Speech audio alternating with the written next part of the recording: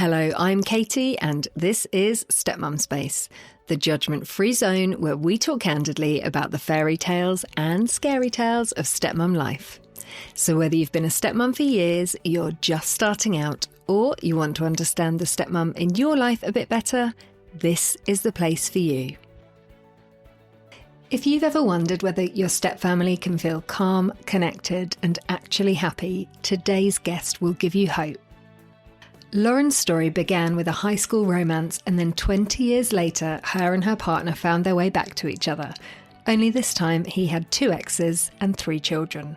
In this conversation, we get practical about what really makes a stepfamily work. A partner who backs you consistently, parallel parenting with clear boundaries, choosing the child's well-being over point scoring, and why a written agreement can save your sanity when verbal arrangements wobble. We talk about exes, how to navigate retaliation without taking the bait, managing transitions in a 50-50 schedule, and the sibling dynamics of 2 18-year-old brothers and a much younger sister. Lauren also shares why she chose not to have biological children and how that choice sits alongside her deep love for her stepkids and a partnership that treats her as an equal parent. I hope you enjoy this episode. Hi Lauren, how are you doing? I'm good, thank you. How are you, Katie? Yeah, I'm good. It's getting chilly now, isn't it? It's very frosty outside today. Very cold. I'm up in Scotland, so yeah, we're used to the cold up here. So we've had a bit of snow and the temperature definitely dropped over the last week or so. It's definitely into the winter months now. Hopefully you're nice and warm for our chat this morning. Got the heating cranked right up.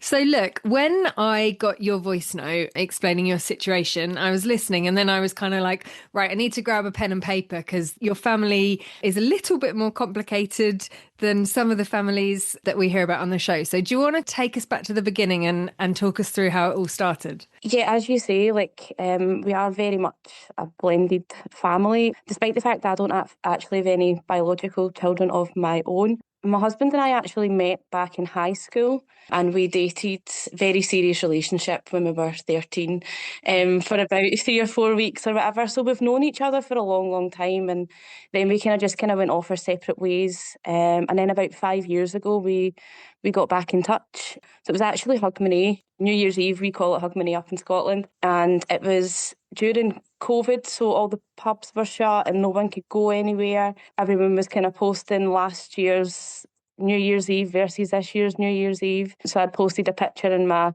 kind of hoodie on the couch with a gin and tonic, and my husband had then he messaged me out of the blue. We just kind of started getting just chatting and things, and it just kind of kicked off from there. He was on his own. He didn't have the kids, so he was on his own, just playing his computer with his friends. I was on my own, so I invited him round to mine for a drink, and we just ended up talking. It was as if we hadn't had that kind of 20 years of not seeing each other. We just kind of caught up, and it just kind of kicked off from there. And I think at the start I thought, God, this guy's got 3 kids. This is a lot. He just broke up from his ex about 6 months and they'd been together for 12 years. So I thought, he's not going to want anything serious. But before we knew it, we were kind of talking about moving in together and getting married. We just kind of fell for each other really quickly.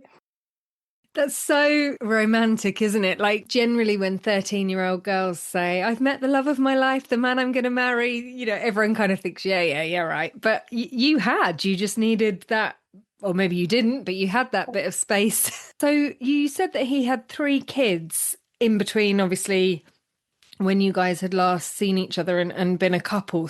So he has 1 son he had with an ex-partner. And then when he met his last ex, that little boy was about 1 and she had a 2-year-old. The 2-year-old kind of stopped seeing his own dad when he was about 3. So my husband kind of took him on as his own and raised him alongside his other son.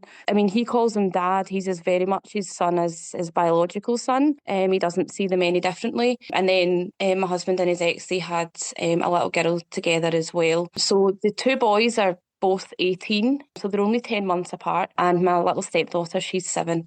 And so now 2 18-year-olds and a 7-year-old. When you first got together, or when you first reconnected with your husband, how old were the children? When I reconnected with them, they were both 13. The 2 boys were 13 and the little girl was 2. So 2 teenage boys and a toddler. You must have really liked him. I must have really liked him, yeah. He was something special.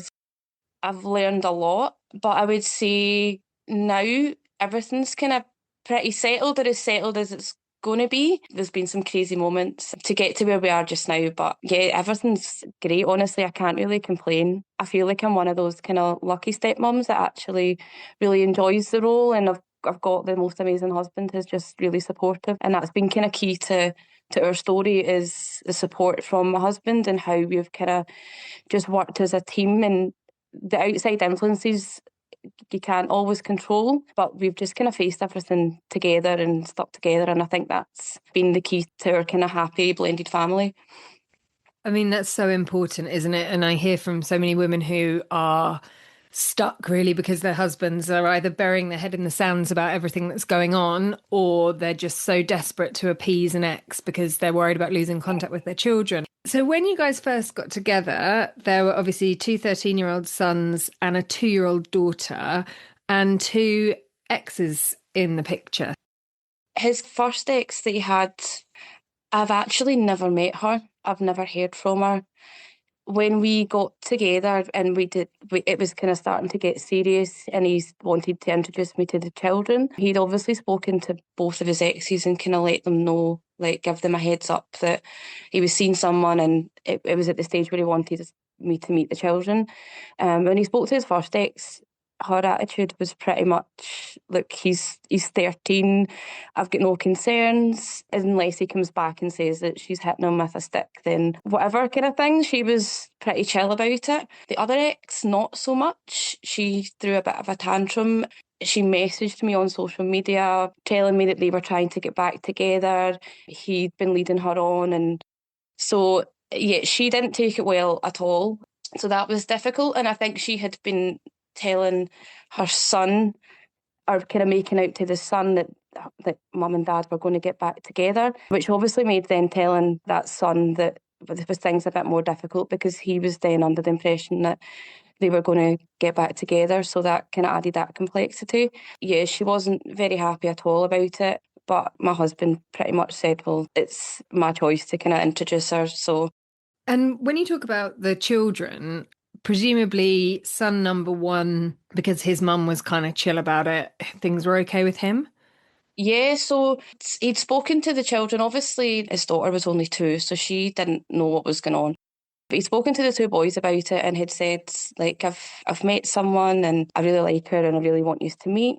And yeah, the first son, he was really eager to meet me. My husband had kind of given the kids their own timeline. He says, like, I'm not going to rush you into meeting her. It's up to you when you want to meet her. There's no rush, just whenever you're comfortable. The son he has with his first ex, he was keen to meet me. He had no issues or anything. So I met all the children's kind of separately because he'd let them pick their own timelines. So yeah, I met the first son separately. It was fine. I went round to his place and we ordered pizza and put a film on, and yeah, as chill as it can be with an awkward 13-year-old, but it went absolutely fine. And I'm sure he then swapped notes with his brother and things, and a few weeks later I then met his brother. But my husband had kind of had to do a bit of reassurance with him and saying, look, me and your mum aren't getting back together. And after he was kind of aware that that wasn't going to be happening, he was kind of more open to it. And to be honest, I've never really had any negativity from the kids. They've always been pretty open and kind of friendly and things with me. I was also very cautious of not, coming on too strong, or they were 13-year-old boys. I didn't want to come in and say, oh, I'm your new mum, I'm going to start doing this and I'm going to do this. I kind of left all the parenting to my husband, and I was just there and present. And yeah, so I was very cautious of their age and how things would go with that. But it wasn't too bad. She was obviously kind of kicking off in the background, but things with the children went really smoothly. Then I met his daughter as well separately. She just took to me like I was her best friend straight away, and she wanted to brush my hair, and anytime Daddy wanted to leave or they were going out, she was bringing my shoes and making sure I was coming with. So we've just always been best friends since the start. So she's a wee dream. That's so cute. But it was her mum who was the tricky one. Yeah. Nothing of that filtered down to the daughter. I mean, at the time she was 2, so I don't know how much she would have taken in. I know over the years there's been things said, and the stepdaughter said, like, my mummy said this and my mummy said that. So there has been things, and I know that we've been spoken about and things, but it doesn't seem to have affected the relationship that the children have with me and their dad. So I guess when she's 2, she's in that age where she's just absorbing everything and she will probably take things quite at face value. So if you yeah. seem nice, which, obviously you are, then but she's just going to take that as it is. We were at my stepdaughter had a kind of dancing show thing. She would have been 3 at the time, and me and her dad had gone, and her mum was there as well. Probably the first time we'd been in the same room as her, but we just kind of avoided her. And my stepson had overheard her saying something to my stepdaughter about, oh, I wouldn't want to go and see your dad either, or something. So, and the boys are obviously a bit older, and they've said, like, she talks about you sometimes. So we've kind of heard bits and bobs, and then there's been times when I'm quite good with hair, and I used to like braid my stepdaughter's hair, and her hair was always fancy for going to school and nursery and things. And then one day she said, my mum says that you're not allowed to braid my hair anymore. And I said, do you want me to stop braiding your hair? I'll stop braiding your hair if you don't want me to do it. And she says, no, I want you to braid my hair. And I said, okay. I says, well, in mummy's house, mummy makes the rules. So if mummy doesn't want your hair braided in her house, then that's up to her to make that rule. That's fine. And I said, in daddy's house, me and daddy make the rules. I says, and the rule in daddy's house is that you're the boss of your own hair. So if you want to have your hair braided, then you can have your hair braided. Is that okay? And she was like really happy about it. And there've just been other little things as well it's like she's not doing it. I think she's kind of trying to do it slyly, so it's not really obvious. Yeah, it's just like little bits and things. But to say, like, thankfully, it doesn't seem to have affected her relationship with us. We've got a really strong bond, so it's not really affected that, thankfully. I love that idea of you're the boss of your own hair. That's a really smart way of doing it without putting her mum back That's into the middle of it. that's backfired a few times. Different colours? She had hair down to the bottom of her back, and I had just got my hair cut into a bob, and she decided that she wanted a bob as well. She was 5 at the time. She wanted a bob as well, and I was saying, oh, it's a big change, and you'll not be able to do all your braids once your hair's short. And she just kept on and on and on for about 4. But I'm the boss of my own hair. And I was like, oh, there it goes. It's coming to back to bite me. Oh, those things that like we say and we think, yes, I've nailed this, and then it comes back. Yeah, she went on long enough, and we went swimming, and the hair was getting everywhere. And she's like, if I had my hair short, this hair wouldn't be getting in my face. We eventually, she kind of spoke about it for about 4 months, and my husband and I had said, she's quite strong-willed, and this is what she wants, and it is her hair, and it is only hair, and it'll grow back. We'll just take it and we'll get her hair cut. And we took her to the hairdressers, and she'd been going to the same hairdresser for a while, so she was really familiar with this girl, and she loved this hairdresser, and she kind of cut it in stages so she could see, and it wasn't just all coming off at the one time. And she just kept saying shorter, shorter. And my only stipulation was that it could be tied back into a hair tie, so that for dancing and gymnastics and things. So yeah, she got her little bob, and she was absolutely delighted with it. So Was mum on board with that?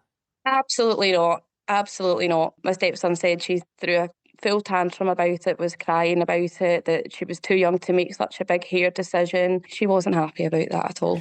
And did mum know? Because I often see things, social media groups and what have you, with issues like this, which become really big. And I think on the surface level, they can look about power and control, but actually, when you strip it back, it's about kind of connection and who's involved in the decisions Mm. and those big moments between a parent and a child. Had your stepdaughter been chatting to her mum about wanting a bob, or was this like a sudden Yeah. thing? No, she had. So we had always been the one to take her to get a haircut. Her mum had never taken her. So we were in that routine of kind of taking her to get trims and things, and she knew her hairdresser and things like that. And when she mentioned the bob, I did say to my husband, like, as much as, because a lot of people say, oh, you should have asked her mum. And it's like, well, he's as much her parent as what she is. Would she ask him if she was going to take him for a haircut? Probably not. And they have 50-50, so they are very much equal parents. I said it's a big change though. I says maybe just run it past her. So he kind of says, look, she's been asking for this haircut for a while. And her mum says, yeah, I know she's been mentioning it to me as well. So she was aware. And her mum had says, look, I'm not happy about it. But she says, I'm going to take her to a hairdresser next month, so I'll discuss it then. So we thought, okay, maybe not this time, but we'll see if her mum then takes her. And of course, her mum didn't take her. We knew that wasn't going to happen anyway. So we left it like another couple of months and her mum still hadn't taken her. And she was still asking about it. And we just took her and got it done. And we knew there was going to be a bit of backlash from it. But we had kind of put that rule in place that it's her hair. And I think for kids, we dictate so much of their lives. You tell them where they need to be, what time they have to get up at, when their bedtime is, what they're having to eat. We dictate everything they kind of do and we control a lot of their life. And I think something like their hair, they should have a say in things like their clothes as well. They should have a say in what they want to wear.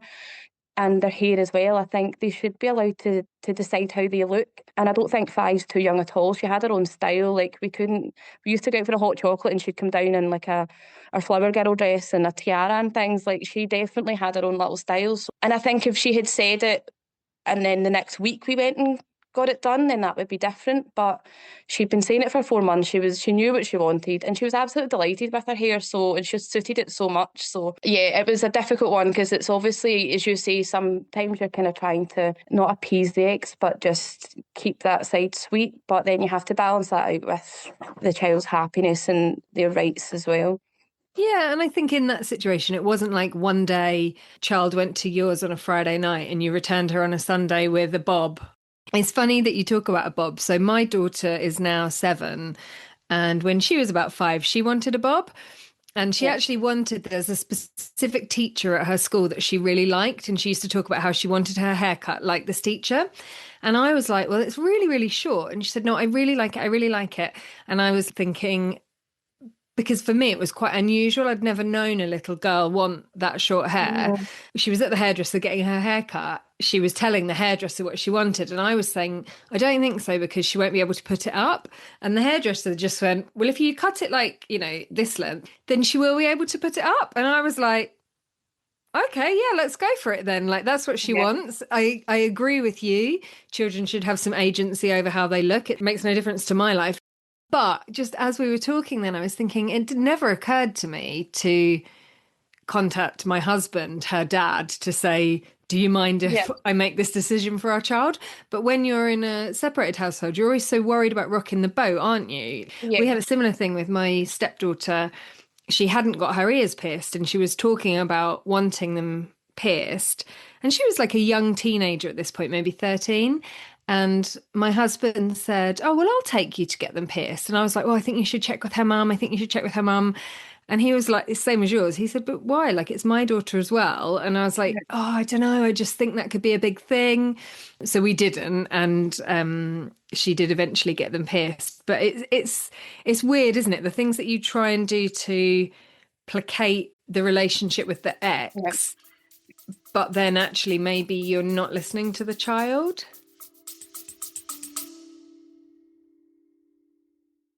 Let's be honest, whatever your situation, being a stepmum is a lot, especially when the parts you find hardest are the ones no one ever talks about. The resentment, the guilt, the blurred boundaries, the emotional overload, the worry about the ex, the tension with your partner, and that constant, exhausting feeling that so much of your life is out of your control. The Stepmum Reset is the workshop I created to actually support you with that. The real stuff, not the surface level advice people love to give you. It's practical, it's grounded, and it helps you get clear on what's yours to hold and what absolutely isn't. You walk away feeling steadier, better equipped, and far less at the mercy of everyone else's needs. So if you're thinking about how you want to show up for yourself in 2026 with more clarity, more confidence, and far less self-doubt, this is where that starts. Numbers are limited to keep the group small and supportive, and I'm only running this workshop once in January, so don't miss out. You can join the Stepmum Reset and find lots of other support too at stepmumspace.com. Yeah, to be honest, as I say, I'm quite lucky in that don't, I don't have a lot of the same issues because I've listened to other kind of like listen to your podcast. I'm on like different stepmom groups on social media, and I see so often like these men that have got dad guilt or they're trying to appease the ex and they put the ex's feelings above their children or their current partner. I've never had that problem with my husband at all. I think he's very kind of confident in his dad role and he doesn't get the same kind of dad guilt. And he's also very, I don't know how to say it, but yeah, he doesn't feel like he needs permission from his ex to be a dad and to do the same things that she would be allowed to do.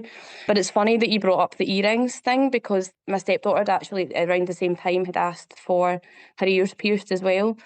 And the ex had asked my husband what he thought, and he says, "Look, I think she's a bit too young. She's only 5. She's still going to soft play. She does gymnastics. I just think she's a bit too young and she's clumsy and she's not old enough to look after them." But a few days after she went home with her bob haircut, we got a photo or a video call from the ex, and my stepdaughter had got her ears done. So that was kind of done a bit in retaliation, I think, which again is something we kind of have to worry about because she is that kind of person that will retaliate. And as much as my husband doesn't do things to kind of appease her, we do sometimes have to tread really carefully if we're asking for something or doing something because she will do things out of spite or retaliate or it's everything's a kind of point scoring. So we do kind of have to be careful in that sense. But yeah, in general, we do parallel parenting, we do just kind of do our own thing, but there is always that element of what she might do in retaliation. So to hear that you've got an amazingly supportive partner is incredible. And, it's always sad to hear how many people don't. What things has your partner done that have really, really made your life easier? I feel like he's always made sure that I was a priority as well as the kids. Like the kids are his world and he would do anything for his children, but I feel like he's like that with me as well. Like I've never been made to feel like I'm on the side or I'm not part of the family or I come after the children. He's always been very good at making me a priority. He discusses everything with me. He basically treats me as if I am their biological parent. He treats me equally. If he's making any kind of big parenting decisions, he'll discuss it with me. If the ex asks for a schedule change, he discusses it with me before he goes back to her. And if we've got plans in place and she's asking to have the kids extra, where a lot of partners will say, well, I need to take my kids, it's for my kids, so the kids come first. He's not like that. He'll say, oh no, we've got plans. Like I'm not cancelling plans with you to take the children because she's got plans. So he's been very good at kind of just nurturing our relationship and making sure that that's solid. And he's a fantastic dad as well. So he does. It is possible to do both of them. And what sort of relationship does he have with his exes now? I mean, with the ex to his son and daughter, there's no relationship there at all. We keep our distance. We've been through a lot with her. We've had false accusations. He's had false accusations made to his workplace. I've had the council, environmental health at my door because of false accusations. We've had lawyers' letters. She's stopped access. Just been really difficult over the years. So we have no relationship at all. The only communication between them is on a Sunday on transition day just to confirm pick-up time, but nothing else is discussed. We just keep our distance. And with his other ex, there's no kind of bad blood or anything between them. They just don't really, like, his son's at that age now where she doesn't really need to be involved. He contacts him directly. There's nothing major that he kind of has to discuss with her, but they've always got along. As I say, I've never met her, but it's not kind of for any negative reasons. It's just that there's never really been the need. And kind of what I hear about her, she's a nice person. So completely different. When people say you've got two kind of biological mums to deal with, it's always like, oh my God, but it doesn't feel like that. It just feels like we've got the kind of one. It's been difficult. I'd say it's probably settled down kind of maybe the last couple of years. She got a new partner and I think things kind of settled a lot more since she got a new partner, and we've just got settled into a routine. I think with my stepdaughter being a bit older, she's 7 now, it's a bit easier. Like she can communicate a lot of things and tell us things, and there's not that need to involve her mum as much. Anything to do with doctors or the school or anything, we just deal with directly. Even like transitions, like we'll kind of stand behind the door and just let my stepdaughter go in and out, so we kind of don't need to see her mum. We just kind of keep her distance as much as possible. And I don't have any contact at all. I've always had her blocked. But yeah, my husband just keeps everything to a minimum. I think over time she's just realised that she's not going to kind of getting anywhere with things. But there is kind of always that anytime we've got a holiday booked or anytime we kind of do have to negotiate times or swap times, there's always that worry that it's not going to be as smooth and easy as it should be. But there's not been too many dramas. I say over the last kind of year or so, it's definitely calmed down. The first few years were definitely more difficult. I used to get kind of really wound up at a lot of the things that she did. We didn't think that she was taking particularly good care of her stepdaughter and things, and my husband had tried to address things with her, and it was just always denied, or it was always, well, she says that you're doing this to her, and we just kind of never really got anywhere with her. And I think kind of over the years, we just realised, there's no point in raising these things. Like, we're over here worrying about things and it's only making us worry. It's not actually having any impact on things. So yeah, we just kind of had to let things go a little bit, and maybe she wasn't doing things the way that we would like them done, but as long as my stepdaughter was safe, then that was the more important thing. I say the most difficult thing, we just moved into our new house less than a week, and we were due to pick my stepdaughter up on the Sunday, and he got a text from his ex on the Saturday, basically to say that she was maintaining custody of her and he wasn't to have access until he signed an agreement. They didn't have a court order or anything, they just kind of had a verbal agreement that it would be week on, week off, and that had been going fine for about a year, and then she had asked for some changes to be made and he didn't agree with the changes, so this was then the result. He got this message to say that she was going to maintain access until he agreed to her changes and signed an agreement, which obviously he wasn't happy to do. He didn't want to sign anything under duress, but it was difficult because I could see that he obviously wanted to see his daughter, but he understood if he signed anything that could potentially be him signed up to a kind of schedule that he wasn't happy with. And it wasn't just that he wasn't happy with, he didn't think it was in the best interest of his daughter. That lasted about 8 weeks. We had to go through lawyers. We got let down with a few lawyers taking like a week and a half to send a letter and then sending the wrong information. We weren't really getting anywhere with it, and then we kind of arranged mediation and they had to attend mediation, and they managed to kind of come to an agreement that they were both happy with, and that was signed and notarised. So we've been working from that. They've had that agreement in place. It's made things a bit easier because if there's any kind of arguments over who should have my stepdaughter on her birthday or where, like who should have what or whatever, they've got that bit of paper they can refer back to, and it's made things a bit easier. It's not stopped everything completely, but kind of having that in black and white has made things a lot easier. Yeah, it's always that question of when you've got a private arrangement, it feels much more amicable, but it only works if both people are aiming to be amicable. Exactly. And I see a lot of people in like the stepmom groups that I'm in, and they've just got this verbal agreement. And if you've got someone who, as you say, that if it's not an amicable relationship, it rarely works because it's only a matter of time before someone doesn't get what they want, and then you're not seeing your child and you don't really have anything to fall back on. And I think it's always better to have something written and signed off. It doesn't always have to go to court. I mean, we managed to skip court, and having that signed agreement was enough. The mediator did say, like, if it ever did go to court and we had kind of gone, either party had gone against the agreement, because they had that agreement in place, it would make court a lot easier to settle and things. So there was that threat of court action without actually having to go through the process of getting a court order.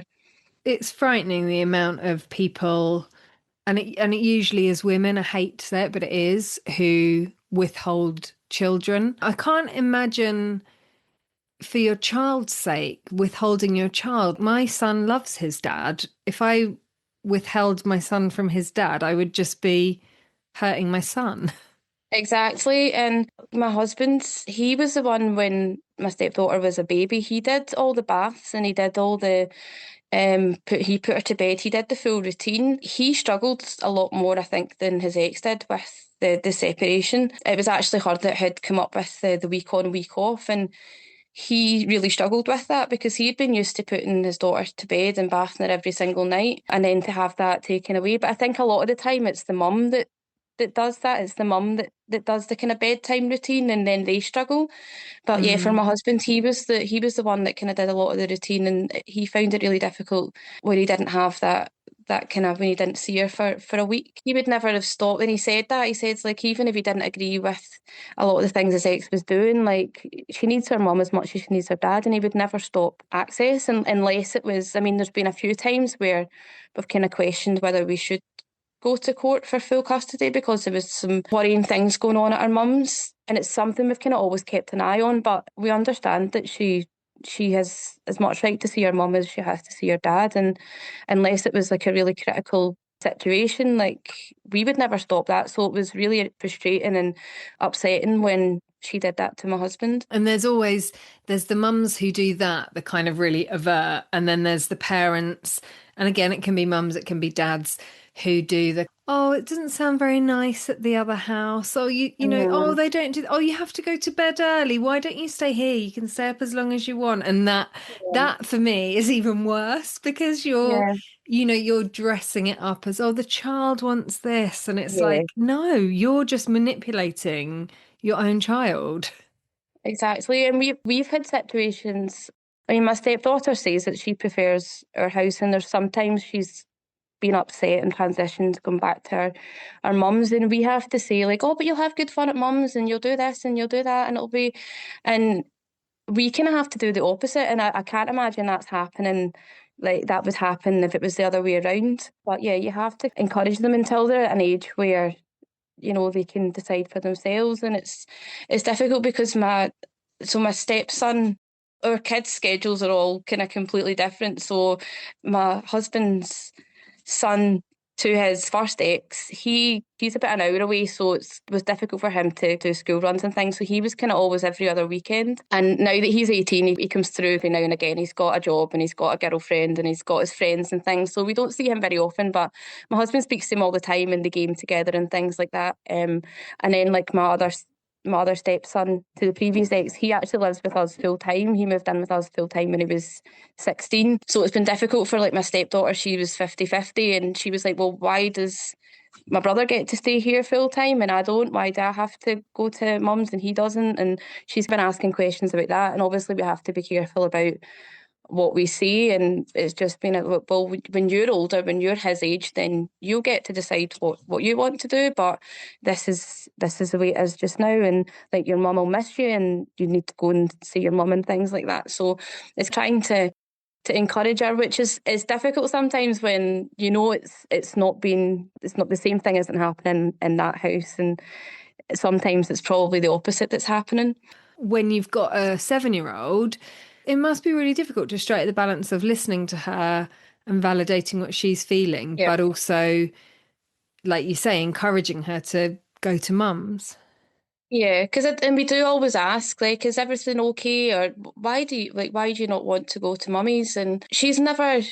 I mean, there's been a few things that have happened at her mum's, but when we ask her, she never really says anything negative about her mum's. It's just that she's like, oh, I miss daddy snuggles, or I just like it better here. So it's kind of a bit easier in a way because she's not telling us, like, something bad's happening there, or I don't like mum or whatever. Like, she's not saying anything like that. She just really feels comfortable here, and it's just that kind of reassurance. Well, like, you'll be back here soon, and when you're back, we'll do this. And but again, kind of having to strike that balance so we're not coaxing her back to us and trying to be level about it. A week's quite a long time, isn't it, for a little Yeah, so child? we have the schedule is it's Sunday to Sunday. Her mum gets every Tuesday and we get every Thursday. So the week's kind of broken up. So it's not like a full week, and it's also good because it means that we can do, like, on a Thursday she does tumble class and dance class, and it means that we've kind of got that consistency, and she does that every Thursday. So, and yeah, as I say, it breaks that week up because it's a long time. And how have the children been? Because I'm always interested in the sort of sibling dynamics. So you've Yeah. got these three siblings who are all genetically related in one way or another. What's their relationship like as a trio or as pairs within the trio? The two boys got on great. That they were obviously, there's a big age gap between them and my stepdaughter, so they were kind of brought up like just the two boys, two brothers. So they've always kind of got on great. They're very different. They got on really well together. They don't obviously see each other as much now because they've got their own kind of lives and things going on. I think they talk and things like that on the phone and things, and they keep in touch. And they're at that age now where they're both 18, and we can kind of go and they come on nights out and go to the pub and things with us. So they have a nice relationship. And then my stepson that lives with us, him and his sister, they get on great. Obviously, there's a big age gap there, and I think she prefers his girlfriend to him, to be fair. He's got a girlfriend. He's had a girlfriend for a few years, and she absolutely adores her. So she goes up there and plays Roblox and things with them. So they've got a nice relationship as well, and she absolutely loves her other brother. I think she really wishes she could see him more often, but when he does come through, she's sitting on his knee, and he's the centre of our world when he comes over, just because I think it's a novelty and she doesn't see him so often. But they do get on really well. I think that's maybe with the age gap and the distance, they're not, under each other's feet constantly. Like I've got three brothers and we're all really close in age, like a year apart, and we fought like cat and dog, but they don't have that. They've got a much nicer dynamic.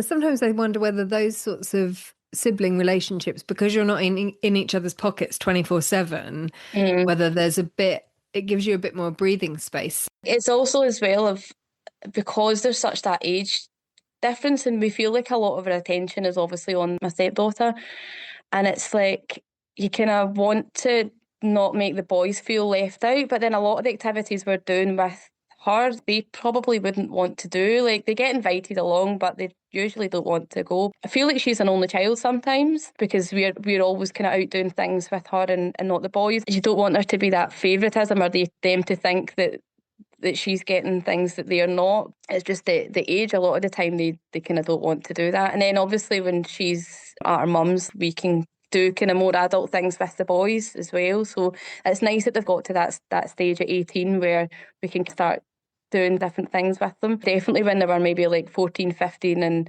she was still a toddler, it was difficult trying to find activities that matched everyone. Oh yeah, I know that one. And it is quite nice as well, like when you can switch dynamics between families. Like, my parents are amazingly generous babysitters, and whenever we can, we love to take our older ones out for a meal or out to do something, or even just like have an evening when the little ones have gone to bed and just give them the time. Because you're right, the younger kids do often dominate just because they need so much more. So you mentioned at the beginning that you had no biological children. So yeah, I don't have any biological children, and that was a choice. I've always loved children. I've always got on really well. I'm the oldest grandchild, and I've got lots of little cousins, so I always got on really well with children. But I've never had that overwhelming urge to have my own children. I focused a lot on my career as well through my 20s and things like that, and I just didn't really feel that urge. And it's one of those huge life-changing things that I've always thought, like, do you know, if I'm not, like, my whole body's not telling me to do it, then maybe I shouldn't. So yeah, when I met my husband, it was great. I kind of had this ready-made family, and he didn't want any more kids. He had his three, although he did say, like, if you really wanted to, I would have another one for you. But I was quite happy with the ones I had acquired. So we've not got any plans to have any biological kids. I love the dynamic we've got. Like, we've got the best of both worlds, because we have the family life, but we also got quite a lot of time, like, just to be a couple. And I just feel really blessed that I have that. So yeah, like, I just think I've won the lottery really with the kind of situation I've kind of landed in. I know a lot of stepmums don't say that. Well, no, I mean, it sounds like you've been through some tricky times, but you've got a husband by your side who's got the balance right between being a dad, being a husband, trying to maintain a balance with his ex, of having a decent relationship without pandering to everything they want. And it sounds like that's worked out really well for you. So good for you. Yeah, I feel really lucky. Well, I say lucky, it is something, it is work, isn't it? We've both put a lot of work into building that. And when you look back at the times when it was really difficult, and obviously there'll be women listening to this right now who are like, I want to feel like I've won the lottery and I feel like I've won the booby prize. What would your advice be to them about some steps that they could take to make things a bit easier? I mean, the key, I think, is all I've always said, the key is having that supportive partner, but also not losing yourself. And and knowing your own value and that you're not second best and you shouldn't be second best because your partner has children. You deserve to be a priority as well, and remember why you got into the relationship. It wasn't for the kid. You fell in love with this man and he just happens to have children. So I think it's important to keep that at the forefront, that your relationship came first. This is the reason why you're a stepmom, and just know your worth and stand up for yourself and have boundaries, and don't let people take advantage of you or use that excuse of, oh, the kids come first, or I'm doing this for the kids. Like, and it's hard, like I can be a bit of a people pleaser as well, but yeah, I think just knowing your worth and keeping your own identity and just standing up for your own happiness. Obviously it helps when you've got a supportive husband who's not like a Disney dad or drowning in dad guilt. I think that definitely helps. Mandatory. So what a beautiful note to finish on. Thank you so much for your time, Lauren. It's been really, really gorgeous to speak to you. And I can just see how much like you adore your stepdaughter. Every time you talked about her, the face lights up, and with the older boys as well. It just seems like you've got such a nice family. And I know you say you're lucky, but it sounds like you've worked for it as well. Yeah, I mean, I need to give a lot of credit to my husband. He's obviously, I'm kind of relatively new on the scene. I've only been here 5 years. So yeah, he's done a great job raising the kids. I'm just lucky to kind of step into an already great family. What a lovely, lovely Christmas fairy tale for us before Christmas. It's nice to have a happy story. So thank you so much for your time today. Thanks, Katie. It's lovely to speak to you. Oh, what a story. And what I loved about it is its clarity, a united couple, child-centred decisions and boundaries that protect everyone's nervous system. It really is the holy grail of step-parenting. If today's episode brought relief or a little courage, share it with a stepmom friend who needs the same. And if you'd like to take practical steps to make your stepmom experience feel better, then I invite you to book a free intro for one-to-one coaching, join the Stepmum Reset Workshop, or grab downloadable tools for tricky moments. All this is available at stepmumspace.com. The next Stepmum Reset Workshop is running in January, and I'd love to see you there. Finally, if you enjoyed the show, a quick rating or review helps other stepmums find us. Thank you so much for being part of Stepmum Space. We really appreciate it. See you next week.